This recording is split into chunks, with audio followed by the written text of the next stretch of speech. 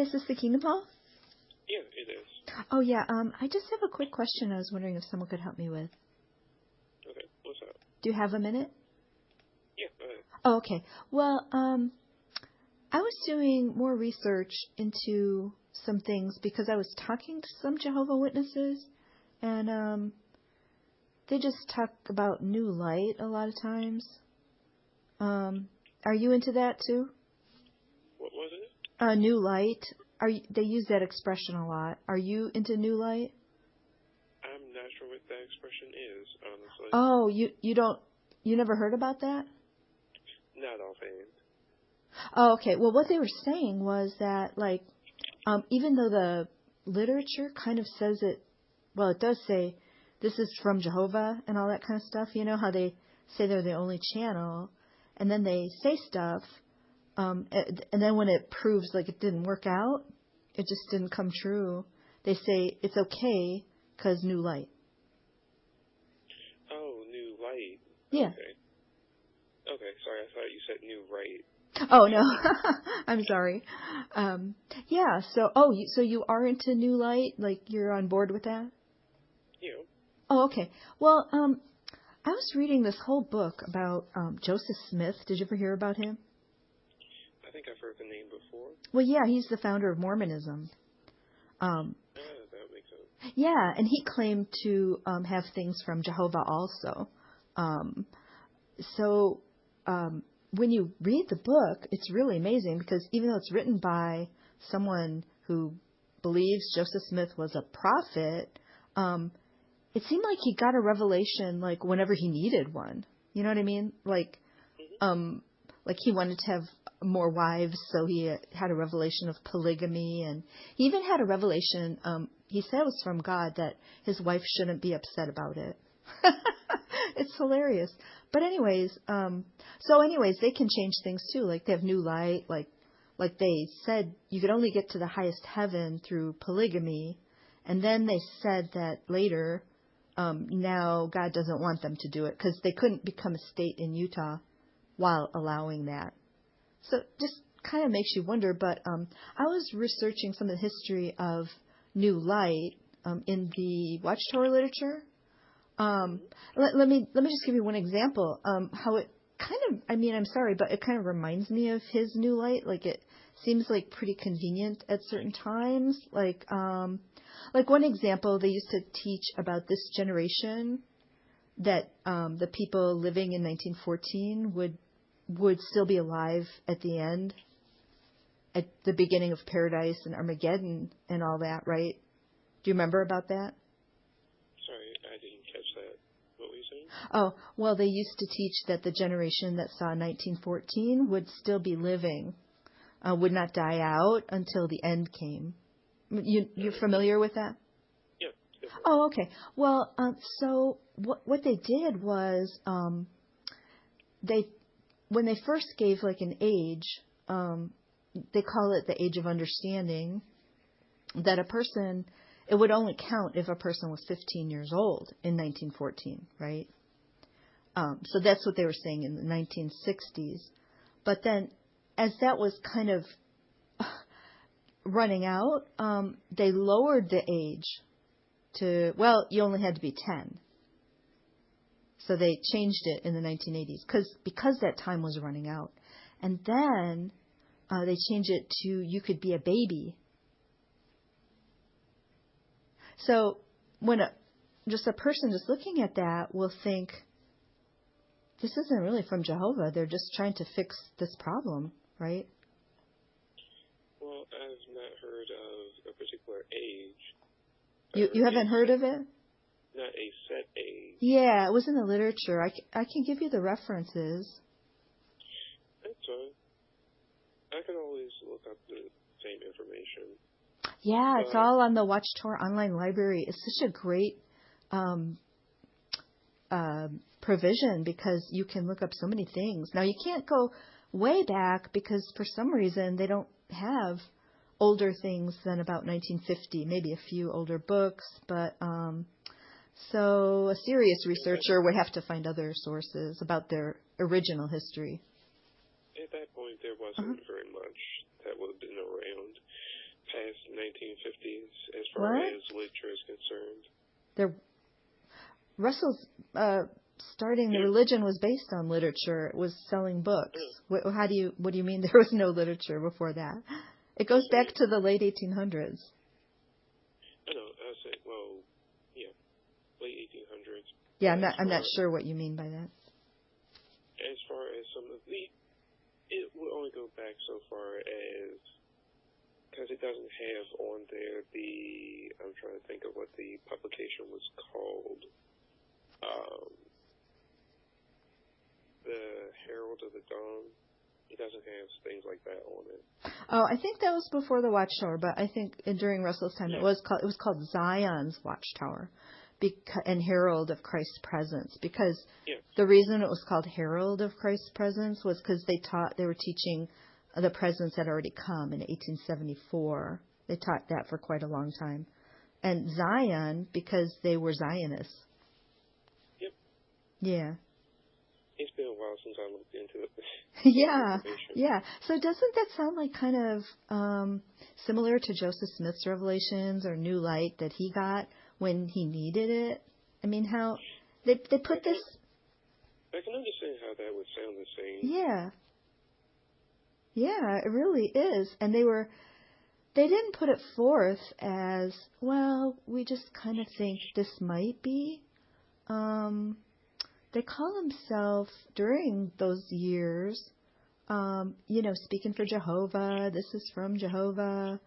They even call themselves prophet, channel of communication, things like that. Well, that's one thing I can appreciate about witnesses is they always have admitted when things were wrong in the past. But did they say it was from Jehovah when they put it out? Is that a problem? No. Oh, okay. It's one, as was mentioned, of the whole thing with the new light being revealed and the light getting brighter. Different things have been realized that they were incorrect, and they have been corrected since it was first stated. So instead of just making up a new philosophy, it ended up being a correction to something that was actually wrong before. So then were they lying when they said it was the Creator's promise? Mm-mm. Oh, they weren't? Oh, okay. So it's fine for people to say that? I mean, Yahweh himself seems pretty upset about things like that. Because in Deuteronomy 18, it talks about people who claim to say something in the name of Jehovah, and they weren't really speaking for Jehovah. They're just speaking out of their own ideas. Like, it says there's a test for a false prophet, that if what they say was going to happen, it didn't come true. So you're saying that in the case of the Watchtower, there's no test for a false prophet, because somehow they're above that? No. They're not? Okay.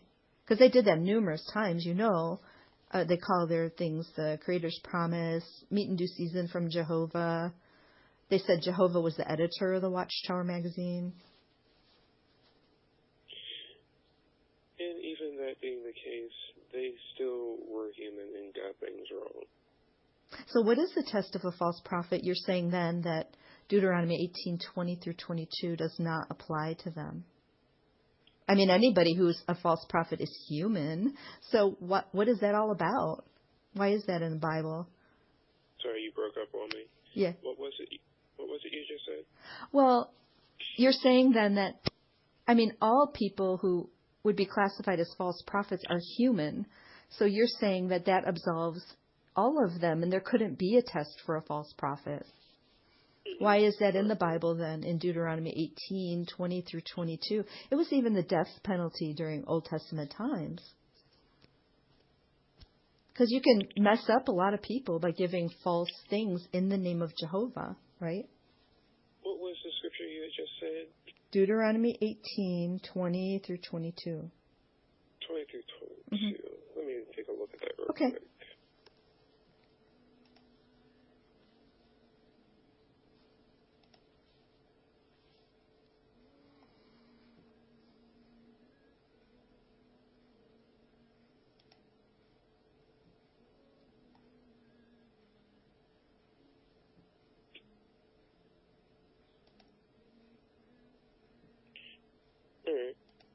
even talks about before that it would have to be somebody that was listening to him.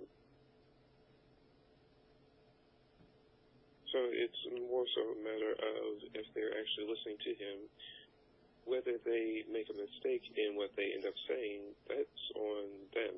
That's not on Jehovah or his organization. That makes no sense at all, what you just said.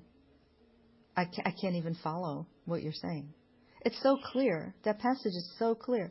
So would you be able to apply the test of a false prophet to anyone based on that passage? And if not, if anyone else, why not them? Because they're famous for it. When people think about the Watchtower Bible and Tract Society, that's what they think of. They're an apocalyptic group like Herbert W. Armstrong was and David Koresh, always controlling people with the imminent Armageddon, even many dates. And while saying they speak for God. Okay. Do you know what I mean? I can understand where you're coming from. Yeah. I think it's important to look at that. If it's from the Bible is from God, it gives you that as a test. I think they trap a lot of people in with their shunning. Because there's so many people that... Have you ever heard of a PMO? It's physically in, mentally out. I haven't heard that before. There's like hundreds of them, like online, and they use fake names, and they even tell what the new light is going to be before it comes out to you guys because they're kind of higher up. So they leak like the elder's manual, elder's letters, and then it proves to be correct when they release that information or new light, because they're also don't want to lose their families.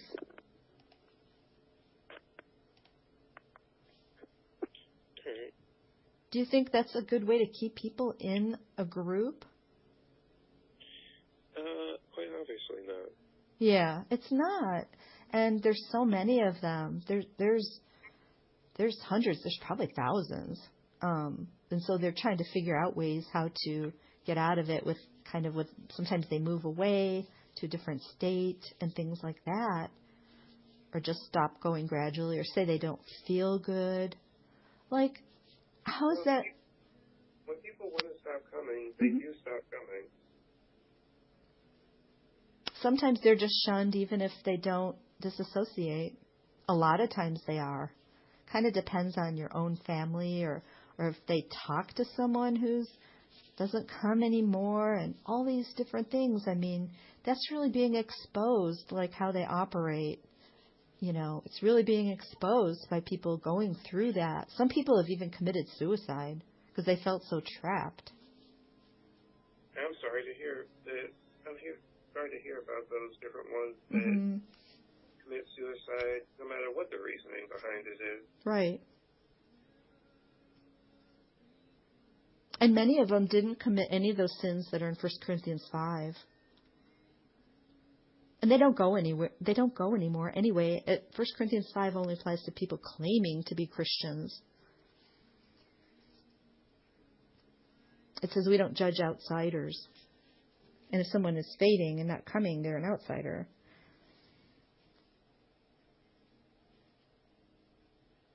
Were you raised in the Jehovah's Witnesses? Yes, I was, actually. I guess you would be in that situation if you ever did want to, believe Jesus is your mediator. You would, if you ever wanted to believe that, you could be shunned just for that.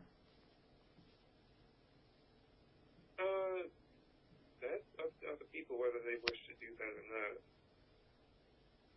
Well, that's not the point. The point is what they have to go through. Of course it's up to them. Oh, of course. Oh, well, you left. It was just up to you. Now your mother not going to talk to you anymore. You're not going to see your grandchildren. I know a man who's never seen his grandchildren at all. Curiosity, have you ever been to the hall yourself? Yes. All right. Yeah, I went to that memorial thing. It was so creepy. I never heard of the only ceremony I've heard of passing the bread and wine and just kind of touching it and passing it is like people say they do that in a black mass. They pass around the bread and the wine and don't take it as showing rejection. Now I don't have any proof of that or whatever, but I mean I have heard about that.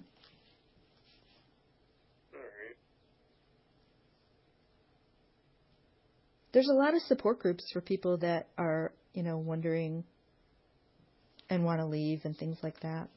One former elder, his website is called docbob.org. He even put on his disassociation letter he sent it to all his friends as to why his reasoning, It's docbob.org. All right, well, that's fine, but you had mentioned before about the passing of the bread and the wine. Yeah. That was something that Jesus and his disciples had done. No, there's no record in the Bible of anyone, any ceremony where some partake or no one partakes. Jesus said, "This do in remembrance of me." In John 6, it says, "Unless you eat my flesh and drink my blood, you have no life in you." Well, listen, I think I spent just enough time for right now thinking about this. Yeah.